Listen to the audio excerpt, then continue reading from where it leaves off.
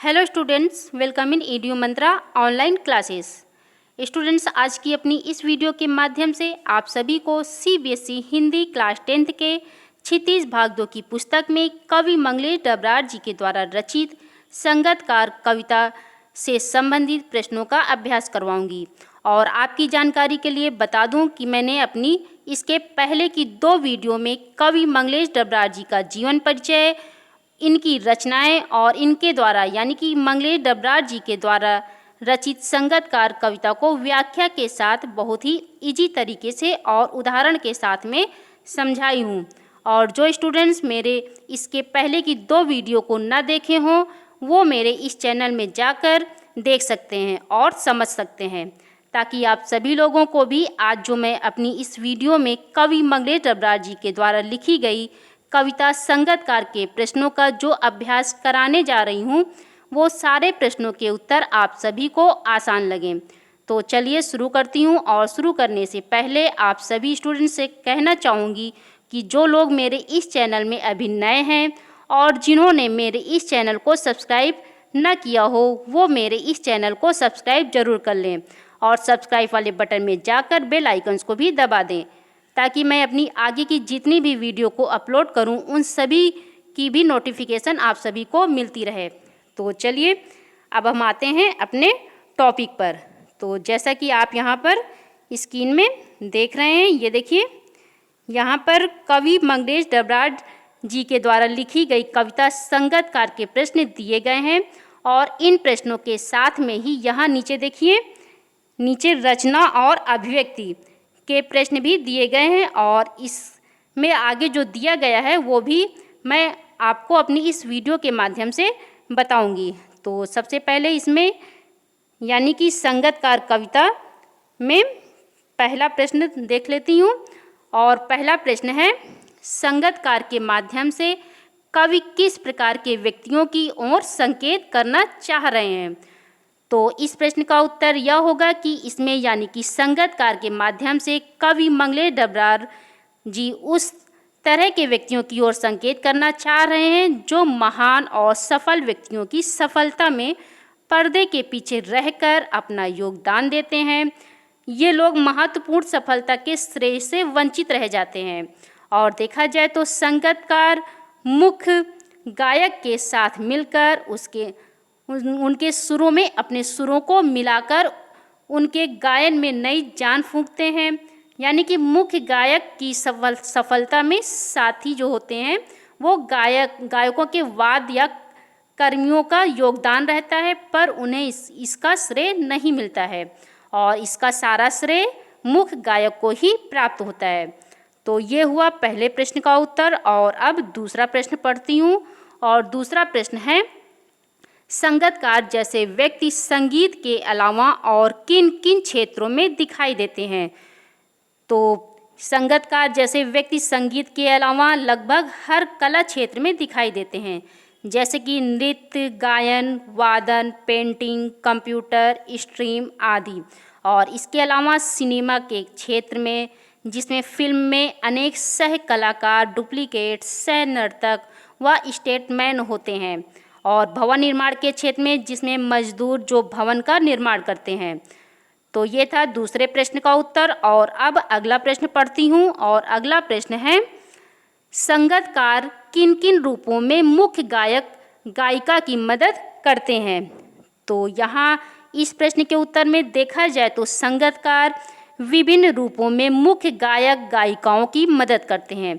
जैसे संगतकार अपने स्वर को मुख्य गायक के स्वर में ऊंचा नहीं उठने देते हैं।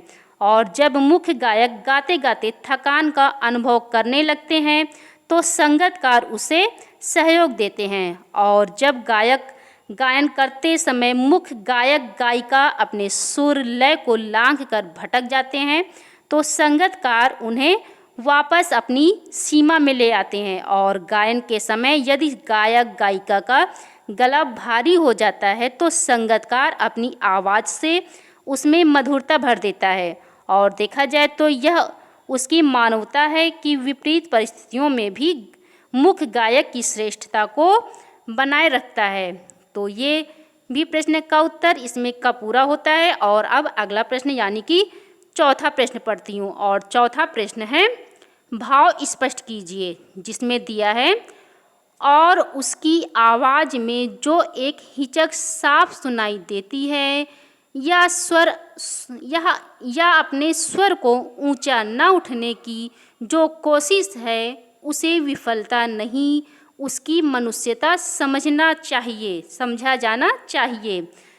तो यहाँ आप सभी को बता दूं कि इसमें जो ये पंक्ति आप देख रहे हैं, जिसमें लिखा है, अभी जो हमने बताया है, जिसमें लिखा है और उसकी आवाज़ में जो एक हिचक साफ सुनाई देती है या अपने स्वर को ऊंचा न उठने की जो कोशिश है उसे विफलता नहीं, उसकी मनुष्यता समझा जाना चाहिए। तो यहाँ पर आप सभी लोगों की जानकारी के लिए बता दूं कि मैंने अपनी इसके पहले की वीडियो में कवि मंगलेश डबरार जी के द्वारा लिखी गई संगतकार कविता में इस पंक्ति को भी बहुत इजी तरीके से और उदाहरण के साथ समझाई हूँ। और जिन्होंने मेरी इसके पहले की वीडियो को देखा हुआ समझा होगा, उन्हें यह प्रश्न पहले पढ़ने में ही आसान लग रहा होगा। और जिन लोगों को ये प्रश्न कठिन लग रहे हों वो मेरे चैनल में जाकर मेरी पिछली वीडियो को देख सकते हैं, ताकि उन्हें भी ये सारे प्रश्न आसान लगे। तो जैसा कि इसमें दिया है कि भाव स्पष्ट कीजिए, और इसमें पंक्ति दी गई है जो भी हमने पढ़ाया है। और यहाँ पर पहले मैं आप सभी को इसका संदर्भ और प्रसंग के बारे में भी बता देती हूँ। जैसे कि यह प्रस्तुत पंक्ति प्रसिद्ध कवि मंगलेश डबरार जी द्वारा रचित संगतकार कविता से ली गई है, जिसमें कवि द्वारा गायन में मुख्य गायक का साथ देने वाले संगतकार की भूमिका के महत्व को दर्शाया गया है।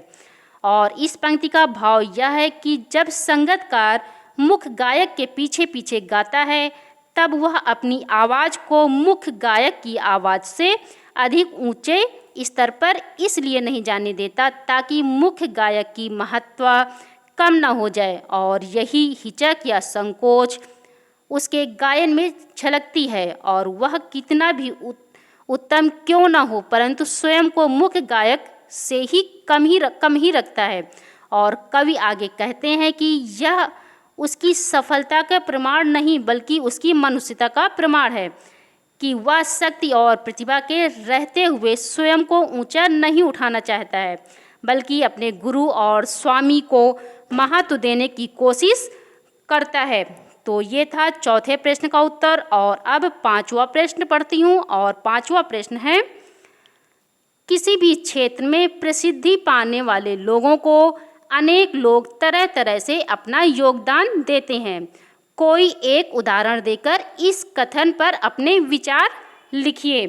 तो इसमें देखा जाए तो किसी भी क्षेत्र में प्रसिद्धि पाने वाले लोगों को अनेक लोग तरह तरह से योगदान देते हैं।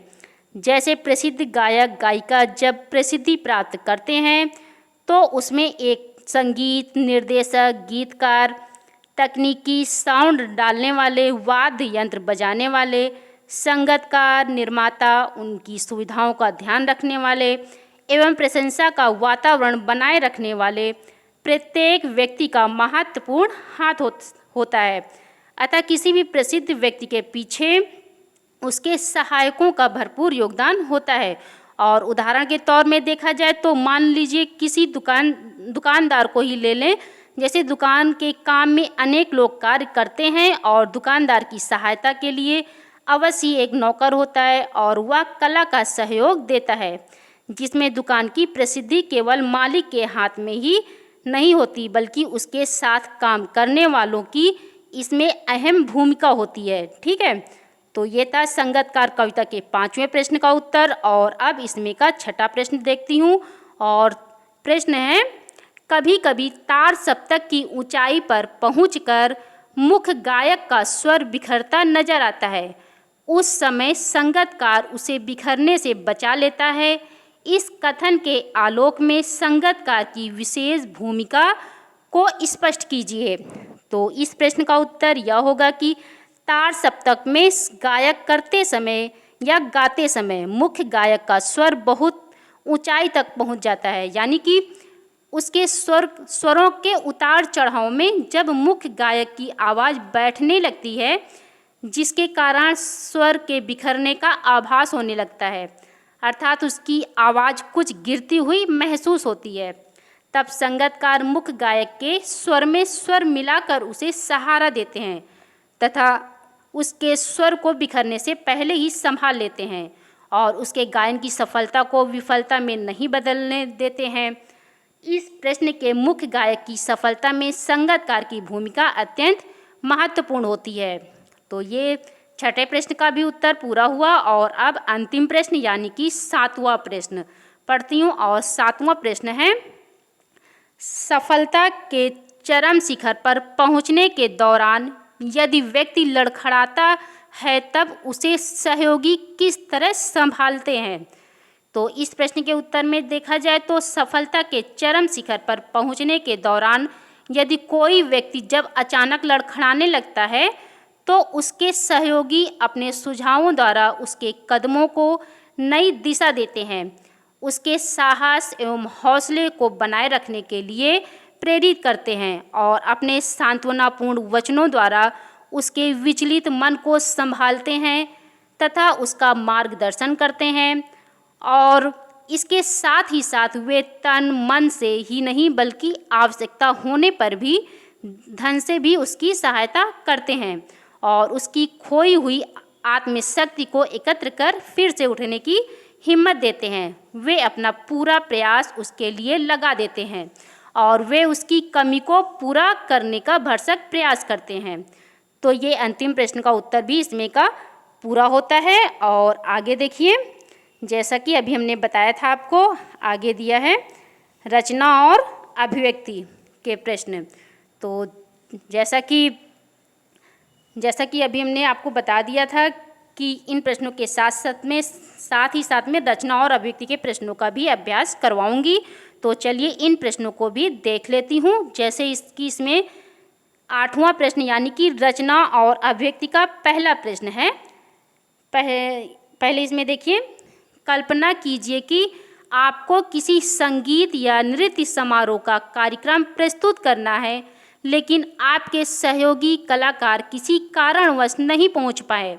और इसमें आगे पूछा जा रहा है कि ऐसे में अपनी स्थिति का वर्णन कीजिए। और दूसरा प्रश्न है, ऐसी परिस्थिति का आप कैसे सामना करेंगे। तो चलिए इन दोनों प्रश्नों के उत्तर को भी मैं आपको सॉल्व करवा देती हूँ। और पहले मैं इसमें का यानी कि 8वें प्रश्न का पहला प्रश्न पढ़ती हूँ।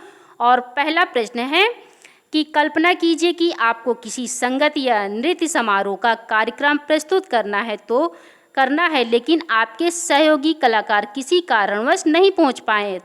तो ऐसे में ऐसे में अपनी स्थिति का वर्णन कीजिए। तो यहाँ पर ऐसी स्थिति में कहा जा सकता है कि यदि किसी संगीत या नृत्य के कार्यक्रम में या समारोह में हमारा सहयोगी कलाकारों के किसी कारणवश न पहुँच पाने से हमें अपने साथी की कमी महसूस होगी और अकेलेपन का एहसास होगा और इसके साथ ही हमें सरल रूप से अपना कार्यक्रम खत्म करना और इसके साथ ही थोड़ा कठिनाइयों का तो सामना करना ही होता है, क्योंकि हमारे मुश्किल मोड़ पर सहायता करने वाला मौजूद नहीं होगा। तो ये था 8वें प्रश्न के पहले प्रश्न का उत्तर। और अब इसमें का यानी कि 8वें प्रश्न का दूसरा प्रश्न पढ़ती हूँ। और दूसरा इसमें का दिया गया प्रश्न है कि कल्पना कीजिए कि आपको किसी संगीत या नृत्य समारोह का कार्यक्रम प्रस्तुत करना है लेकिन आपके सहयोगी कलाकार किसी कारणवश नहीं पहुंच पाए। तो ऐसी परिस्थिति का आप कैसे सामना करेंगे। तो इसमें जैसे कि देखा जाए तो ऐसी परिस्थिति का सामना करने के लिए हमें हिम्मत से काम लेना चाहिए और बिना डरे सूझबूझ से काम लेना चाहिए और इसके साथ ही उस कार्यक्रम को सरलता से निकालने के लिए कुछ मनोरंजक माहौल बनाने का प्रयास करेंगे तथा कोई और कार्यक्रम डालकर उस स्थिति को संभालने की कोशिश करेंगे और हंसमुख माहौल बनाने का प्रयत्न और उस कार्यक्रम को रोचक बनाने की कोशिश करेंगे। तो ये था 8वें प्रश्न का उत्तर यानी कि रचना और अभिव्यक्ति के पहले प्रश्न का उत्तर। और अब इसमें का अगला प्रश्न यानी कि 9वां प्रश्न पढ़ती हूँ। और 9वां प्रश्न है, आपके विद्यालय में मनाए जाने वाले सांस्कृतिक समारोह में मंच के पीछे काम करने वाले सहयोगियों की भूमिका पर एक अनुच्छेद लिखिए। तो इस प्रश्न का उत्तर यह होगा कि किसी भी सांस्कृतिक कार्यक्रमों की सफलता में मंच के पीछे काम करने वाले व्यक्तियों की भूमिका अत्यंत महत्वपूर्ण होती है और उन्हें मंच पर चल रही हर गतिविधियों पर बारीकी से काम करना पड़ता है और कलाकार की छोटी आवश्यकताओं को समय रहते पूरी करनी होती है, जैसे कि ये सहायक लोग ही कार्यक्रम के लिए आवश्यक वस्तुओं को एकत्र करते हैं और साज सज्जा में विशेष योगदान देते हैं और वे अतिथियों के बैठने की व्यवस्था संभालते हैं तथा मंच पर प्रकाश का उचित प्रबंध करते हैं और पर्दे के पीछे कुछ लोग रिकॉर्डिंग को समय पर बजाकर कलाकारों की मदद करते हैं और सांस्कृतिक कार्यक्रम की सफलता सुनिश्चित करते हैं।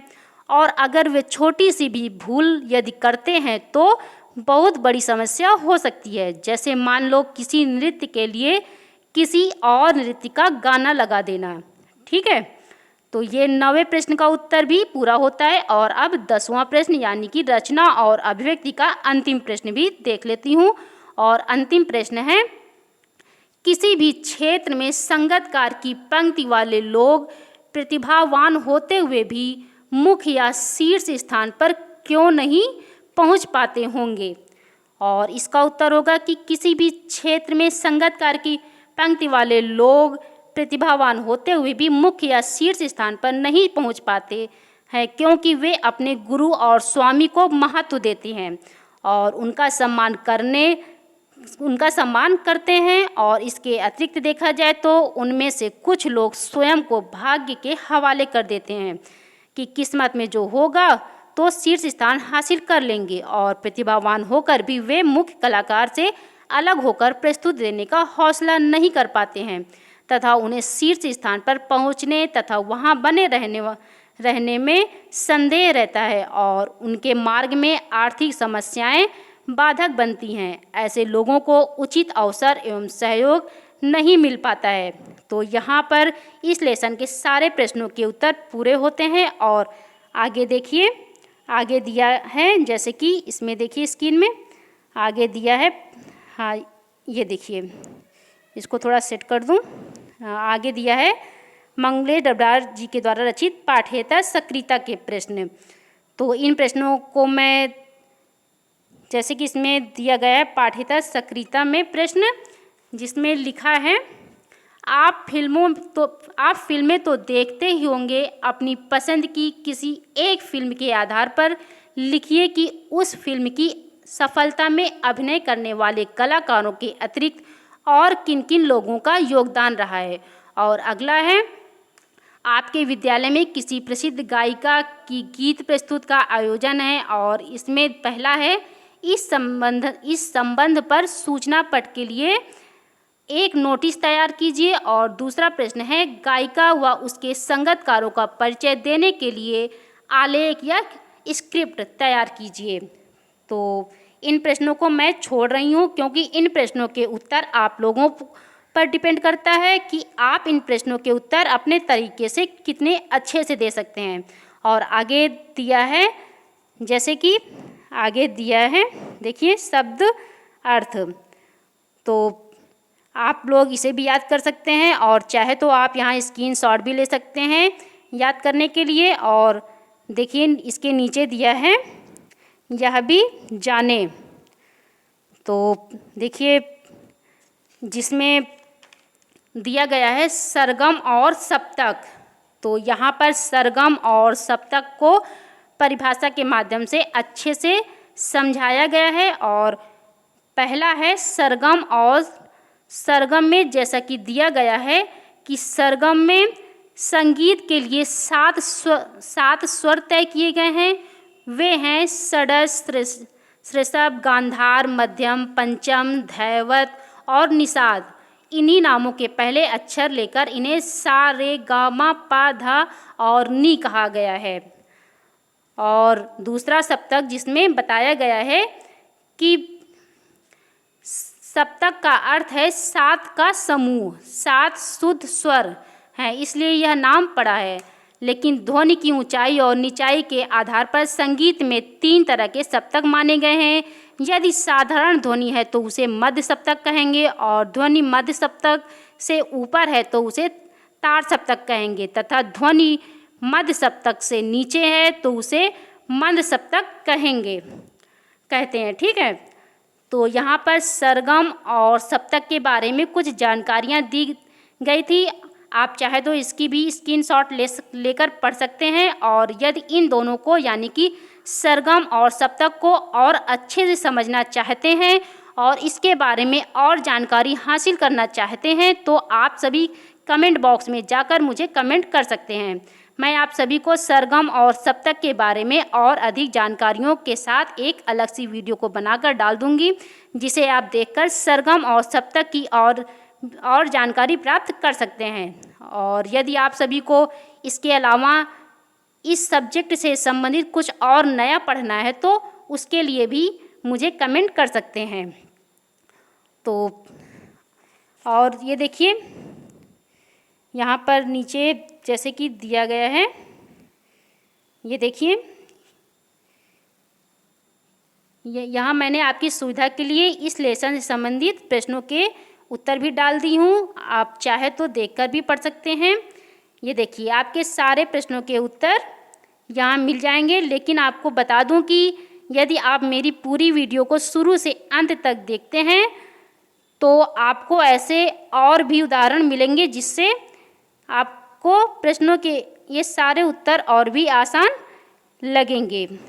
ठीक है, ये देखिए कुछ प्रश्न इस लेसन से संबंधित प्रश्नों के उत्तर आपको यहाँ मिल जाएंगे। ठीक है, तो यहाँ पर अब मैं अपनी वीडियो को यहीं पर समाप्त करती हूँ और आप सभी से कहना चाहूँगी कि यदि आज की यह वीडियो मेरी पर आप सभी लोगों को पसंद आई हो तो इसे लाइक करिए, सब्सक्राइब करें और सब्सक्राइब वाले बटन में जाकर बेल आइकन्स को भी दबा दें ताकि आप सभी को मैं अपनी आगे की जितनी भी वीडियो को अपलोड करूं उसकी भी नोटिफिकेशन आप सभी को मिलती रहे। और आप सभी को मेरी पूरी वीडियो को देखने के लिए थैंक यू।